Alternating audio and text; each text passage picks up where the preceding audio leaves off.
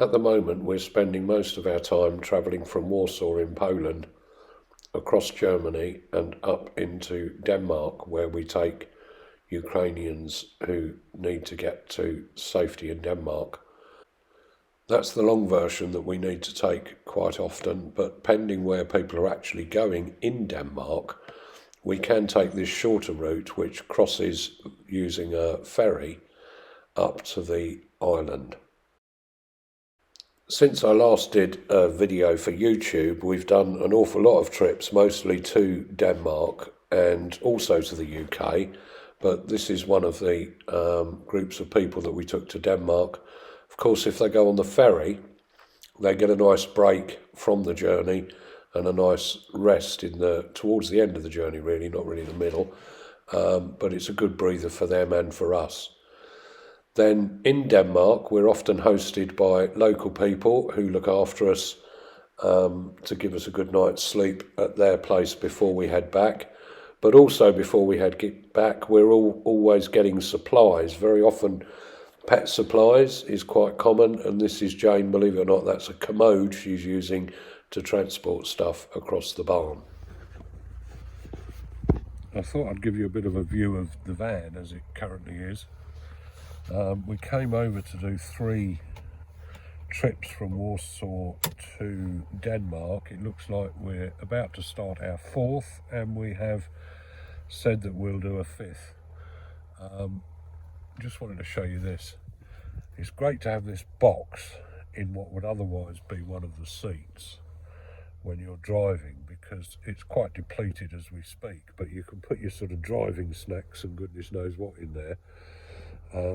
And then when you're driving for hours on end, you've got access to all of that. Of course, if you're full of passengers, then someone else is sat in that seat, and so you have to rely on the door pockets to put supplies in there to keep you going, whether it's water or snacks or whatever it is.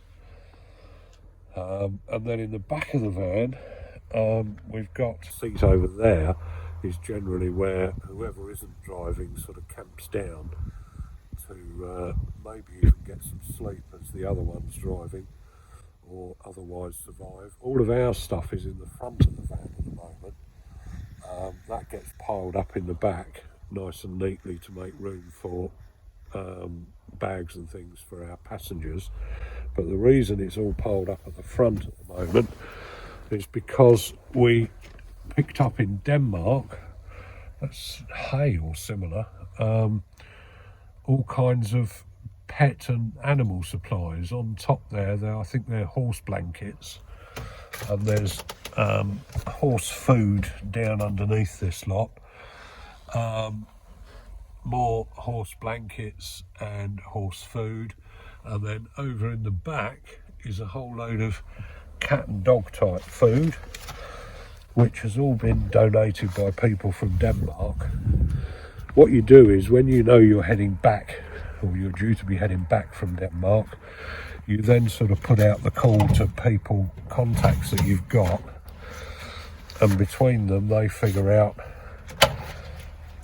who's got things that need taking as far as Warsaw to then be picked up again and taken on to Ukraine, to get right into Ukraine.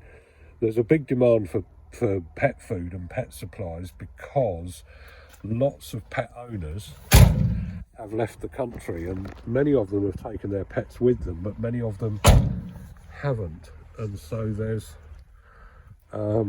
places in Ukraine where they're looking after endless numbers of pets, some with injuries and needing treatment from vets, and they're in need of supplies. So it's one of the kinds of supplies that we end up picking up.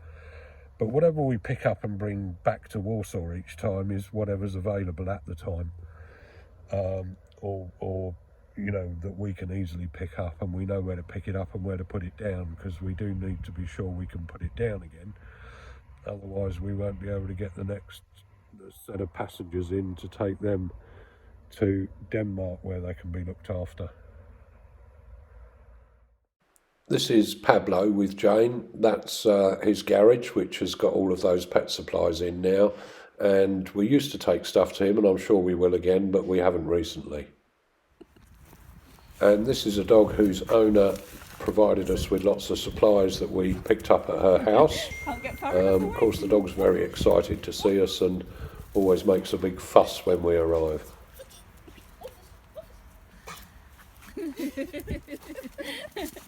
You're a case. Oh, all good. Great. All good. All good. All good. No more. Yeah, take him. So after all of that, we headed back to the UK, and we were there a little while before we bought this, which is a diesel heater, and we had that installed into the bus for when the cold weather came. And we also had to change all of the tyres to winter tyres, which is a legal requirement in various places in Europe. So all of that lot will have to go back on to the bus at some point once winter is over. Then before leaving the UK, I headed up north, well, a bit north anyway, and met this chap whose name escapes me, I'm afraid. Got loads of stuff from him. Again, lots of it was pet supplies, but also down in the bottom left corner there is a generator as well. Then we headed back to Poland, and this chap on the left is Peter. He is nowadays our host in Warsaw. Whenever we're in town, that's where we stay.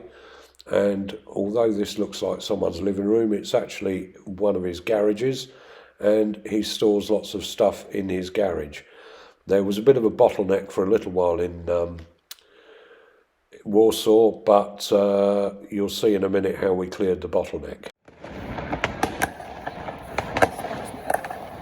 It's not quite midnight, is it?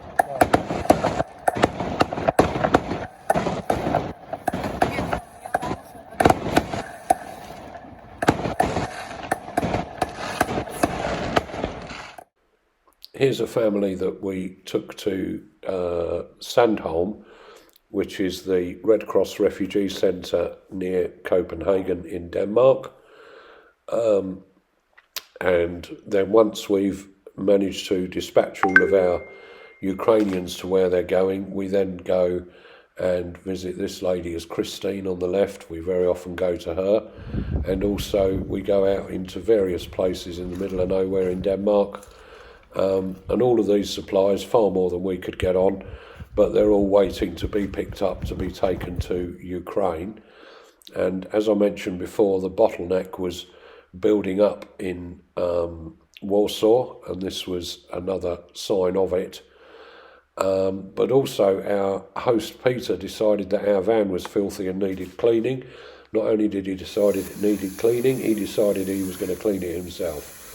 So there he is, getting stuck in on cleaning the van.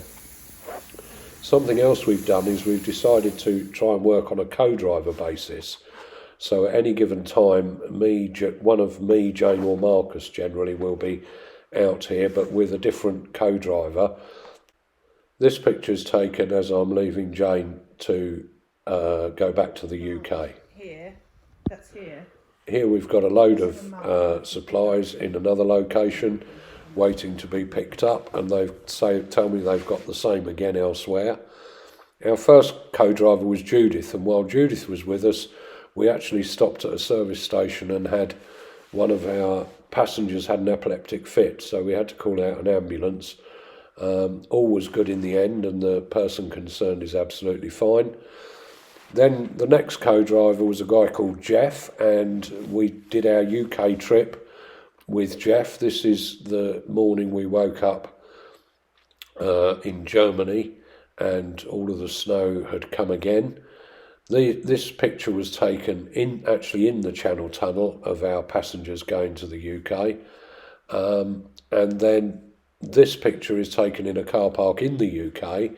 To the left of me in that picture, and in fact on the left in that picture is Jeff, who was the co-driver at the time.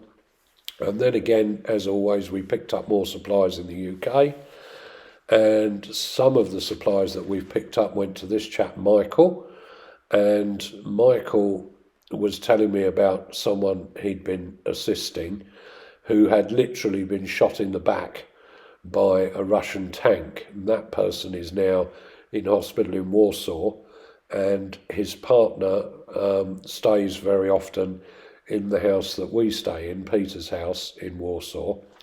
But while we were staying in the house, we also got a visit from someone else. This is Tuhala, who lives and works in London. Tuhala on the left, and Dan on the right, who is the main guy that we use to coordinate our efforts in relation to mostly supplies, but various other things. Now, Tuhala hired a van, came over from London and hired a van, which is the van on the right there. Our bus is on the left. And then a lot of the supplies that were in Peter's garage, and also supplies that were in our van, were transferred over into Tuhala's van. And she did a video of all of the stuff getting loaded into her van. The people who send supplies like to get pictures and videos back of what's happened to their supplies, so they were very grateful to get this video.